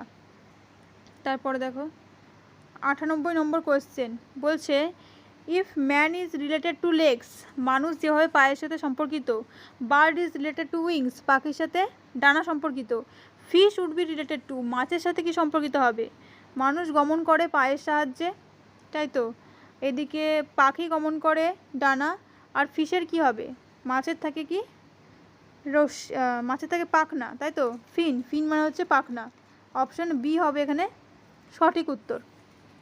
নেক্সট দেখো কোশ্চেন নাম্বার 99 কি আছে, 1, 2, 3, 4 সেটা সমান লেখা আছে 10, তারপর আছে 5, 6, 2, 3 সেটা সমান 16, নেক্সট রয়েছে 1, 5, 5, 6 সেটা সমান কত হবে, এবার 1, 2, 3, 4 থেকে 10 কীভাবে আসছে, এক কাজ করো 1কে 2কে 3কে আর 4কে যোগ করে দাও, কত বেরোবে 10ই বেরোবে, তাই না, 5কে 6কে 2কে আর 3কে যোগ করে দাও, কত বেরোবে 5, 6 এটা 2, তাই তো, তাহলে 5 আর 2 7 আর 3 10 আর 6 কত হয় 16, তাহলে 16 বেরোচ্ছে, তাহলে আলটিমেটলি কী করছে, যে ডিজিটগুলো আছে এখানে সেই ডিজিটগুলোকে এখানে যোগ করে দিচ্ছে, যোগ করে দিই, 5 আর 5 10 আর 6 16 আর 1 17, তাহলে কত উত্তর 17, ঠিক আছে। নেক্সট কোশ্চেন, আর আজকের মক টেস্টের লাস্ট কোশ্চেন এটা, red is coded as 9, blue is coded as 16, what is the code of yellow, রেডকে কোড করা হয় 9 দ্বারা, ব্লুকে কোড করা হয় 16 দ্বারা, তাহলে ইয়েলোকে কী দিয়ে কোড করা হবে? দেখো রেডে কটা অ্যালফাবেট আছে? 3টে, 3 স্কোয়ার করলে তুমি 9 পেয়ে যাবে। ব্লুতে কটা অ্যালফাবেট আছে? 4টে, 4 স্কোয়ার করলে তুমি 16 পেয়ে যাবে। ইয়েলোতে কটা অ্যালফাবেট আছে? 2, 2 4 আর 2 6, তাহলে 6কে স্কোয়ার করলে আমরা 36 পেয়ে যাবো। তাহলে আনসার কত হওয়া উচিত? 36 হওয়া উচিত। অপশান কী হবে? অপশান বি হবে এখানে সঠিক। ঠিক আছে, তাহলে এই ছিল আজকের ফুল মক টেস্ট। মক টেস্টটা তোমাদের কেমন লাগলো আমাকে কমেন্টে কিন্তু জানাতে ভুলবে না, আর কে কত পেলে সেটাও অবশ্যই আমাকে কমেন্টে জানাবে।